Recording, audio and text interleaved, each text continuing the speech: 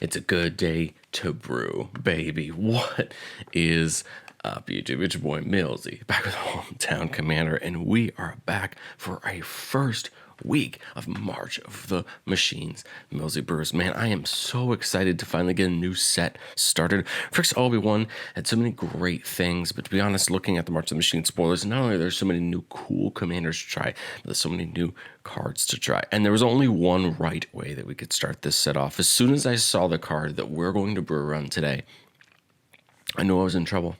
And that's because I have a deck very similar to this one, and when I read this card, I knew immediately that it probably needed to be the commander of that deck. I think it's very different from Goreclaw Terracal Seisma in so many ways, but I think at the same time, it's the perfect successor to that deck.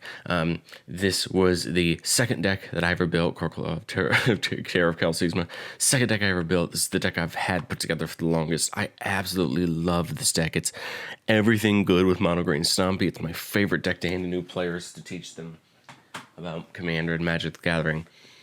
But today we are retiring that deck and talking about what will eventually replace it after some testing, and that's Surrak and Goreclaw. Remember, Millsy Brews is a show where I give you my version 1.0 of a deck list on my quest to outbrew your favorite man channel. This one's going to be a little bit different since this one's pointed for me, so I'm going to call this one a personal brew just because, probably because I brewed this for myself. I'm using some cards that people probably aren't going to use normally, and so please don't take too much offense to that down in the comments.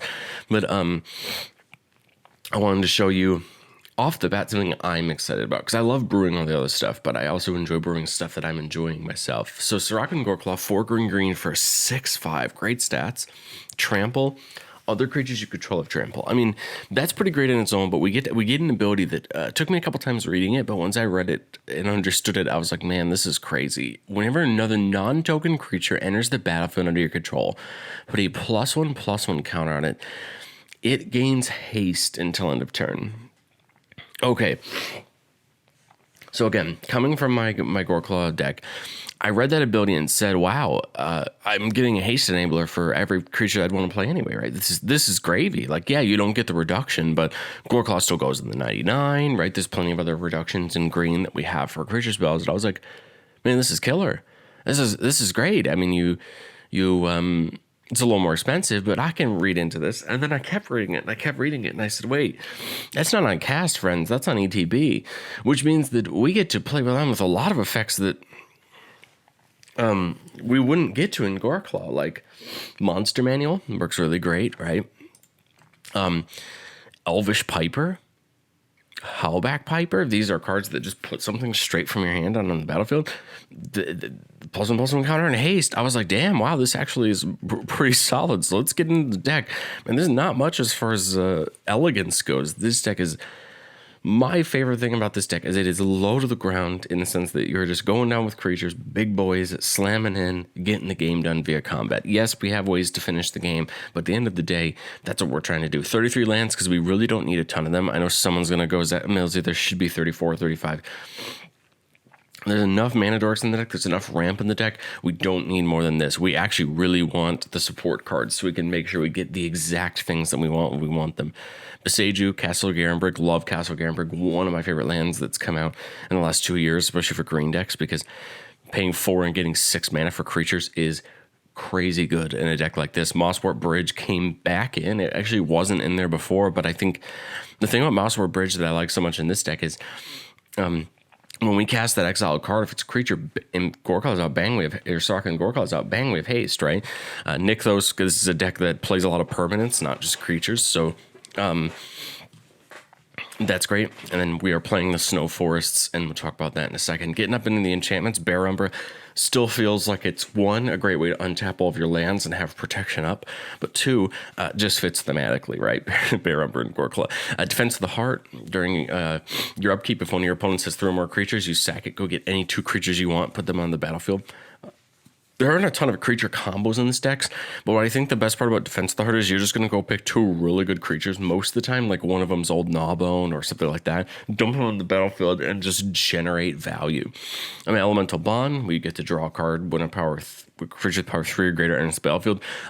Every single card in this deck besides the Mana Dorks, is going to draw us a card off this card, which is great. Garruk's Uprising gives all of our creatures trample. It has a very similar effect whenever creature power 4 or greater enters the battlefield, go to your control, draw a card. I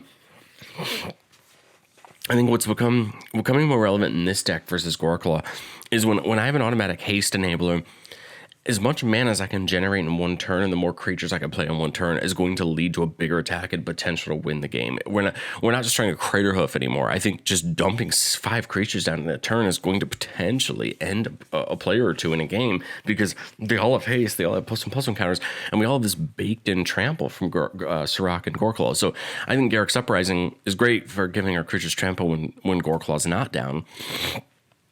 But drawing those cards could potentially lead us into a better monster manual or a better Elvish Piper or Hollowback Piper to put something better on the battlefield. Or it might even just lead us into more things. This is the one card that probably is going to be the key thing for most people. I own a Survival of the Fittest. So Survival of the Fittest is in here. If you don't like the Survival of the Fittest, I would probably just bring in another land or bring in something else. But Survival of the Fittest, green, discard a creature card, search your library for a creature, and then put it in your hand, reveal it and put it in your hand. And this is one of those cards that's just going to help us in the game. I mean, it's going to help us get consistency in the other game. We can get Mana Dorks if we need them. Mid to late game, we can get big creatures if we need them. We can get the finishers if we need them. I think the card's well worth it because things like Worldly Tutor and Sylvan Tutor are just one-timers and they only go to the top, whereas this one comes straight to our hand. Sylvan Library, one of the best single draw cards in green, letting us take cards off the top. I don't think we mind paying 4/8 life. If we know we're going to get these giant green creatures we could Stompy over with. We're trying out Tribute to the World Tree. I really like this card because it's kind of like Elemental Bond, right? Whenever a creature enters the battlefield under your control, draw a card if its power is 3 or greater. Well, that's Elemental Bond, but it's staples on. Otherwise, put 2+1/+1 counters in. I like this because then we make any tokens, or we have any small creatures that come in, they're automatically going to get pulled up to a decent power level as opposed to. So if we get a 1/1, comes in as a 3/3, but we wouldn't draw. Well, that's great because then now they're going to be a little bit more suitable for combat, whereas our 1/1 little Mana Dork's just going to come in and not be suitable for combat. So we're like that. Unnatural Growth, we have so many ways to get trample, so Unnatural Growth is perfect. Double each power and toughness during each combat, so we can block well, we can attack well. And then Wild Growth, just that little bit of extra ramp there. All right, Artifacts, Emerald Medallion, every green spell's straight 1 cost reduction. That's great because those are the kind of things that are going to really help us out. Monster Manual, like we talked about earlier, pay 2 in a green, 1 in a green, put a creature card from your hand on the battlefield. Now, we can do the zoological study to mill 5 and return a creature back to our hand, but not my favorite thing in the world. I would much rather just get this stuck down and start using it rather than potentially mill away something we can't get back because we're not playing a ton of ways to get back. Ronus's Monument, green creatures all cost 1 less, so this is great. Another reduction. And then whenever you cast a creature spell, target creature you control gets +2/+2 and trample on a turn. Well, this is great with Surrak and Claw because that first creature I put down gives something else +2/+2, and then the next creature I bring down could give itself +2/+2. It could give another creature +2/+2. The good part about that haste is that when I put something in, I could either buff itself or buff something else, and I have that option as opposed to normally with Cronus's Monument when you put a creature in, you're buffing something that's already there. So we're just adding this utility to how we lay these out, and then of course the Great Henge, great draw, gives us that little bit of life, but mainly it's that +1/+1 counter on drawing a card every time a non-token creature comes in. This works with all of our putting creatures down, and this works with a lot of other things as well. All right, getting into our instance, the deck slightly has changed a little bit. Heroic Intervention has been here for the longest time. Worldly Tutor has been here for the longest time, and Ram Through have been here for the longest time. Worldly Tutor, flat hexproof and indestructible across the board. Ram Through lets a creature we control deal damage equal to its power to a target creature we don't control, and then we actually trample through for the rest, which is killer when we have things like Golta and things like that that are going to be massive and just ram through people. And then Worldly Tutor getting us any creature card and putting it on top. The things we're adding, Force of Vigor. I bought a Force of Vigor for another deck, so it's going in the Staple Binder. So I really like Force of Vigor. Pitch away a green card, destroy up to 2 target artifacts or enchantment sense at speed. This is going to help stop combos in other decks. Hopefully we have some interaction in instant speed as opposed to just laying down and letting combos happen. Once Upon a Time is a spell that I've really honestly always gone back and forth on. No, it's not as good as a Sylvan Tutor or just a straight up creature tutor, but the one thing I like about Once on a Time is if it's the first spell you've cast this game, you cast it without paying its mana cost, but you just look at the top 5, get a creature land and put it in your hand. So We have a turn where we have a ton of extra mana and nothing to do with it. We can use Once Upon a Time to get something into our hand. If it's the first spell we cast, well, we can go dig and get a creature into our hand and do that. And then Veil of Summer. If opponents cast a blue spell this turn, blue black spell this turn, draw a card. Spells you control can't be countered this turn, which is killer if we need to go off. That's completely great. And then you would permanents you control gain hexproof from blue and black until that turn again. But that spells you control can't be countered this turn is going to be one of those things where if we play that first creature and somebody tries to counter it and we see them kind of going all out, Veil of Summer, and then that protects the rest of our turn.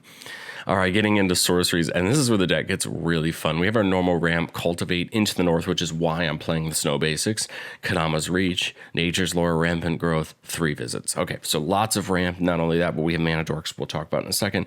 We have that Wild Growth. We have a lots of reduction. As you can see, we're trying our best to get up there as quickly as we can. Finale Devastation, still one of my favorite finishers in green. It gets even better when we have creatures that just do a lot of great things when they come in. Of course, your favorite Finale Devastation target is always going to be Craterhoof, but I think there's so many other better targets for this that are sneaky.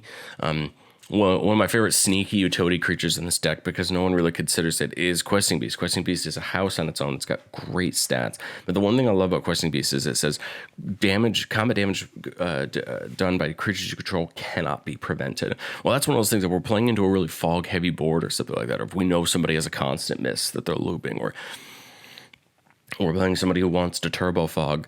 Well, we could just search out Questing Beast or Finale for 12 into Questing Beast, and now no one can stop that. We're just going to ram through. It stops access denied. It stops things like that.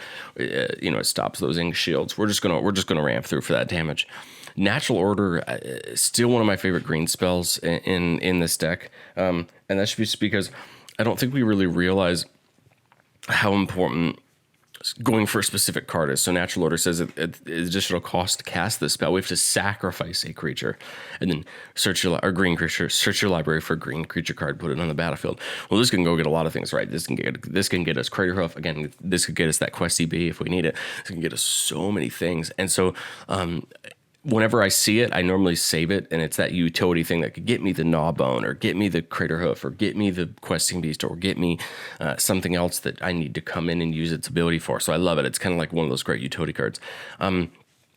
A card we're trying out now, because Surrak and Goreclaw have that haste enabler, is Savala Stampede. Starting with you, each player votes for wild or free. Reveal cards from the top of your library until you reveal a creature card for each wild vote.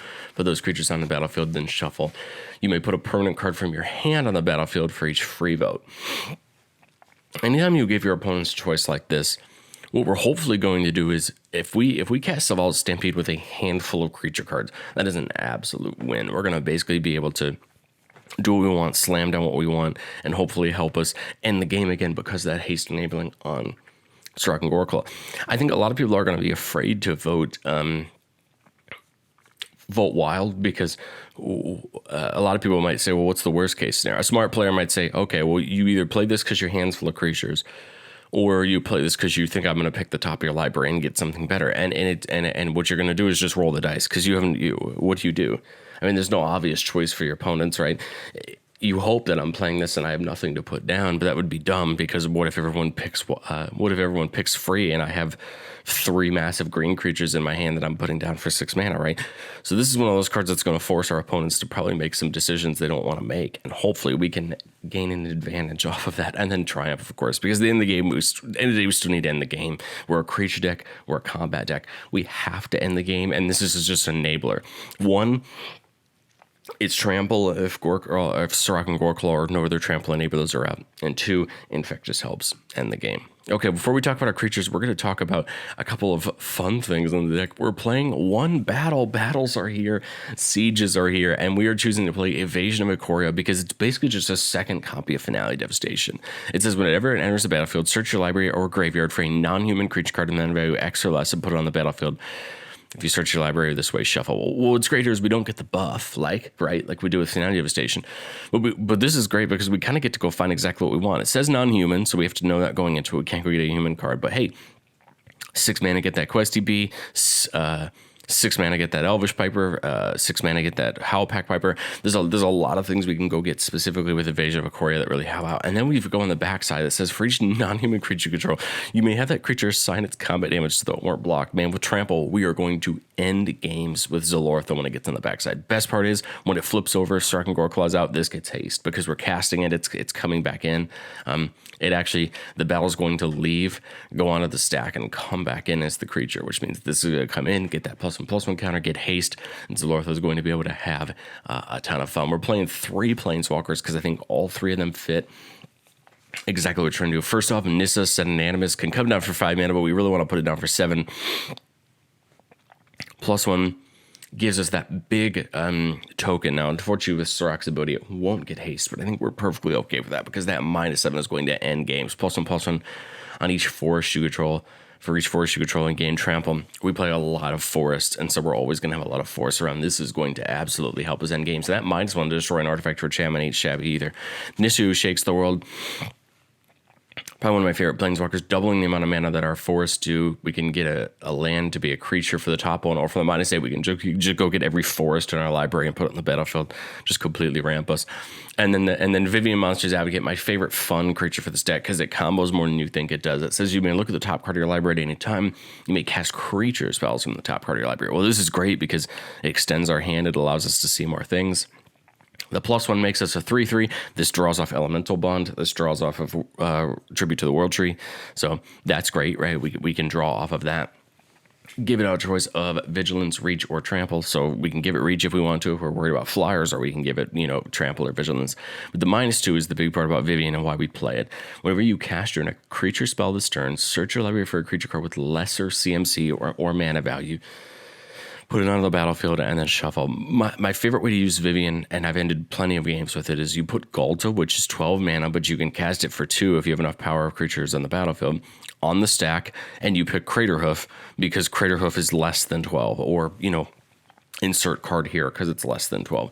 With a creature like Galta, or that, you can go get any creature in your deck, but the bigger the creature we're casting, the more smaller things in our deck we can get, and it just ends up leading to so many great fun things. And the best part now is with Surrak and Goreclaw, I can get whatever I want because it's going to get haste. The thing I put down is going to get haste. The thing I go get is going to have haste. As you can see, we're opening up these play lines as far as getting haste. All right, well, let's go through the creatures. A lot of the creatures are going to be very similar to the deck that I had before. I really didn't add a ton of new things. It's just the things that I added because we have that haste in mind. We're going to probably have Goreclaw down as much as Surrak and Claw as much as we can. So we're going to add into it. We added the new Ancient Imperious Oil. Love this card. Convoke is kind of interesting, and I think it'll come in handy from time to time, but more often than not, we don't mind paying what'll probably be 5 mana for this, or 4 mana for this. Trample Ward 2/6/6 that enters the battlefield with 2 +1/+1 counters for each creature that convoked it. This card is great. I love the word 2. I think it's going to help somewhat. And it's just a big body that I think is going to be another card that we can go get. It's at 7 mana, so it would Vivien into a lot of our deck, which is what I like it well. Of course, Craterhoof, everyone's favorite green finisher, comes in. Creatures get +X/+X and trample, where X is the number of creatures you control.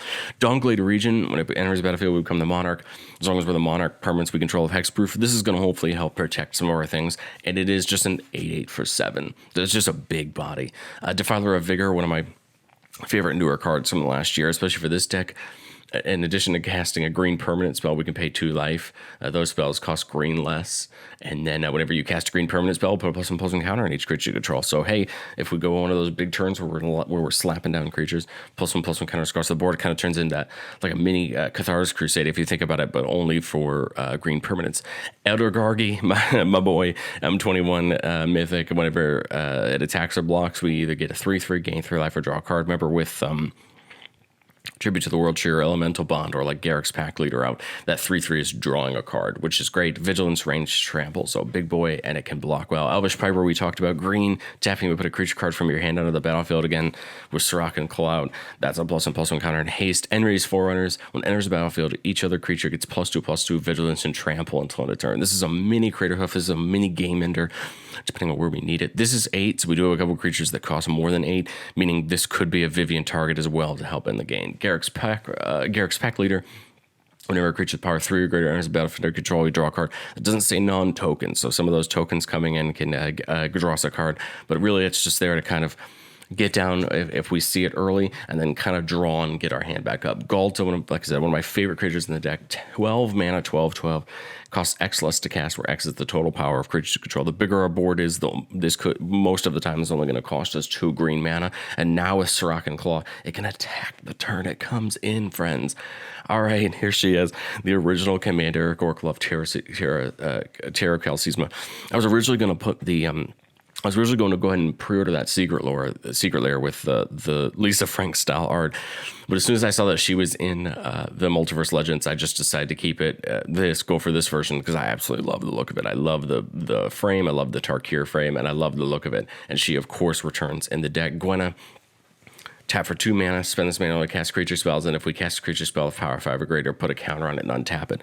This could lead to us using it more than once on a big turn to get creatures down. Howlpack Piper again, 2 mana tap, put a creature down. If it's a werewolf, we untap it. We're not playing any of them, and that's fine. We can only do it at sorcery speed, that's fine. The bad side is if it's nighttime, we can't use that ability, but on the backside it says whenever this creature enters the battlefield or transforms into wild stock power, look at the top 6 cards of your library, reveal a creature card, put it into your hand, and put the rest on the bottom. So if worst case scenario it turns back to night on our turn, at least we get to look at the top 6. We lose the effect, but at least we get to look at the top 6. Kamal, beginning your combat of your turn, creatures get +3/+3 and trample. And then we can turn a creature land into a creature. Kadama the East Tree, I think, is one of the cards that seems really good coming into the deck now that we have this ability to give things haste. It says whenever another permanent enters the battlefield under control, if it wasn't put on the battlefield with this ability, you may put a permanent card with equal or lesser CMC from your hand on the battlefield. Well, this is great because we cast Ghalta, we can put anything in our hand on the battlefield. We cast Throsta, we can put anything on our band. And it's not even that. It's whenever the permanent enters the battlefield. So this works even better with our Pipers and Monster Manual because it's not even like we have to cast it. With that big thing comes in, we put something out from hand free. This can get lands down for free as we're putting creatures down if we want to do that. I feel like Kadama the East Tree has so much upside, and it's a 6/6 reach blocker as well. We're also playing Kadama the West Tree because we're going to have so many +1/+1 counters.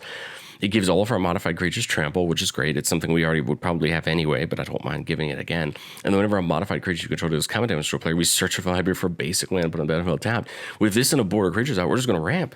The next turn's going to be even worse. We're going to be able to cast more things. We're going to go push more, harder and harder. Annihilate Keen Eye, just a flat 1 reduction to all creatures, but we can look at the top card and put it into our hand if it's a creature. So that's not bad either if we have extra mana and we have things to do with it. Gnawbone, damage we control to a player becomes treasures. That's great because it's just going to push us forward for our next turn, or it can pay us into abilities like Naya Keen-Eyed if we want to get that extra thing. Old One-Eye from the 40k decks. Other creatures we get a left trample. When it enters the battlefield, we get a 5/5 tiered creature token. So again, it comes with 2 bodies for 6 mana. So for the purposes of this or something like that, we're going to get 2 bodies and a third, right? Pathbreaker Ibex, a card I never had in Goreclaw because of it being a 3/3.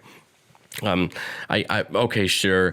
Maybe if I was getting it off of Finale Devastation, it would still be a perfect target, right? Because it would give everything haste. But the fact that it doesn't have haste makes it a little bit worse. And it wasn't at that 4 power threshold, right? For Goreclaw being its reduction. But the great part here is whenever it attacks, creatures you control get trample and +X/+X, where X is the greatest power among creatures you control. This is going to help us end the game. And the best part about Surrak and Claw is this comes down with haste. So it's even more worth it now because it's going to come down with haste and we're not going to have to wait for it. Questy B, the card we talked about earlier, one of my favorite utility creatures in the deck. Not only is it pretty great, but that combat damage that we beat out by creatures control can't be prevented. Will just help us stick some games. Renata Call to the Hunt is a card that I'm trying. I'm not convinced on the card in the deck yet, but it says the other creatures you control enter the battlefield with an additional +1/+1 counter on it.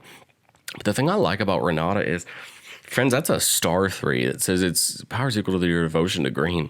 The more creatures we have, the bigger this thing's going to get. Once you give it trample, man, I'd love to see this at 15, 16, 17, 3. And even if someone blocks and kills it, that's still 17 damage with trample. With Unnatural Growth or Sofendrel, that gets doubled, right? So I go back and forth on it. But it'll probably always trigger Elemental Bond. It'll always trigger Tribute to the World Tree. It'll always trigger Garruk's Pack Leader, I'm sure. It's just going to be one of those things where, is it enough good, or do we need to swap it out for another creature? Renati Behemoth Caller. Whenever you cast a creature spell with power mana value 5 or greater, that creature in his battlefield with X additional +1/+1 counters on it, where X is that minus value -4. This says creatures you control with 3 or more +1/+1 counters on them have haste. Well, this is great because if we don't have Surrak and Claw out, what we basically knew is anything 7 or higher is just going to come in with haste, and that's never a bad thing. Or we can try to manipulate this with things like Renata, Great Henge, right? The more things that put counters on it, the more chance of it has it haste. What I really like about this as well is that it just taps our mana as well, so it does help us out that way. Selvala, of course, 1 green, tap, add X in any combination of colors where X is the greatest power among creatures you control. Going to tap, give us a ton of mana, keep us going as far as playing those creatures. Silverback Elder, one of my favorite other small, green creatures we've gotten over the last couple sets. Whenever we cast a creature spell, we either destroy target artifact or enchantment, look at the top 5, get a land on the battlefield tapped, or gain 4 life. It's just going to help. And then it's a 5/7 body that's just going to smash our opponents. We're playing original Surrak as well, because giving something haste if Surrak and Claw isn't out is going to be really important. Throsta gets cheaper every time we've cast another spell. Trample haste, trample over planeswalkers, and hexproof as long as they enter the battlefield this turn. Tyrannix Rex from Phyrexia LB1 can't be countered. Trample, Toxic 4, Ward 4, haste. The Toxic War isn't as important. It's just an 8/8 body that's going to smash through our opponents. If we double this with Zofentrell, if we double this with a natural growth, it's just going to be huge, and it's going to be tough to deal with. Ulvenwald Oddity, Trample and Haste on the front side. This is kind of a come over from Goreclaw, where this would have come down for only 2 mana, but it does flip and give all of our creatures haste on the backside. This is another worst case scenario if we need to just give all of our creatures haste. We're playing new Vorinclex. We're actually playing all 3 Vorinclexes because I think all 3 of them do great things in this deck. They're the new Vorinclex. When it comes in, we get 2 forests, reveal them, put them into our hand. This is great because this loads us up for future mana or land drops. We flip it over, we mill 10 cards, put up the 2 creatures from among the milled cards onto the battlefield. Don't really want to do this unless we have to, because we can mill away a lot of good stuff. But I think if we're going to flip Vorinclex, we're planning on trying to end the game. 2, distribute 7 +1/+1 counters among any number of target creatures you control. And then 3 is what until end of turn, creatures you control gain 1. This creature fights target creature you don't control. And then we bring it back. So really for the front side, this is 5 mana for 2 lands into our hand and a big boy. And if we flip it over, we could potentially get 2 creatures from those milled 10 back onto the battlefield, haste and that +1/+1 counter with Surrak and Claw. So I think this has good chances to end the game. Vorinclex, we're putting counters on our creatures anyway. Why not double them, right? And then stop our opponents from doing it. Trample haste, so it's just a big boy. And then Vorinclex, Voice of Hunger, the original one, the one that everyone hates. Whenever we tap a land for mana, we get 1 any type of mana that card could produce. And when an opponent taps a land for mana, that land doesn't untap. It's just a big boy. It's going to hurt our opponents. And I love the new art on this card. Whisper of the Wild's another one of our little mana dorks. This is one that survived from the old list. Just tap for green, and then if we have a creature with power 4 or greater, we get another green. And then one of my favorite new creatures from the deck from Phyrexia LB1 that went in Goreclaw, and I think will do well here, is Zofentrell, Hunger Dominus. Beginning of each combat, double the power and toughness of each creature you control until end of turn, and then we can give it an indestructible counter by sacrificing 2 other creatures. This is great because it is searchable off of Finale Devastation, Vivian, depending on how big the creature we cast is. Invasion of Ikoria, this is a creature we can go find, whereas a natural growth is an enchantment and sometimes can just be a little bit harder to find. But friends, that is my list for Surrak and Goreclaw. Man, I'm really excited for this deck. This is the deck, one of the decks from this set that I'm most excited to try. And I think this deck is going to prove to be a great upgrade for me as opposed to Goreclaw. I love Goreclaw.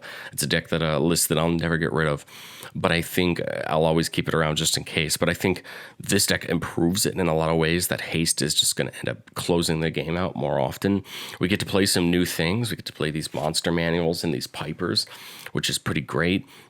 And I think it allows us to play in a different space as opposed to just, oh, it has power 4 or greater. Okay, cool, 2 less, which is great, a great ability in itself. But I think the haste is going to end up ending us more games than anything else. But let me know what you guys think down in the comments. Are you excited for the next era of Goreclaw on this channel? This is a deck that I love. I have so much love for it. And I can't wait to see how the new deck runs. I can't wait to see how the new deck plays, because in a lot of ways, I think it just improves on everything I love about the deck. Let me know what you think down in the comments. Like the video if you love Goreclaw, if you love Mono Green Stompy. Subscribe if you want to join me on my quest to outbrew your favorite Magic channel. And I will catch you guys later.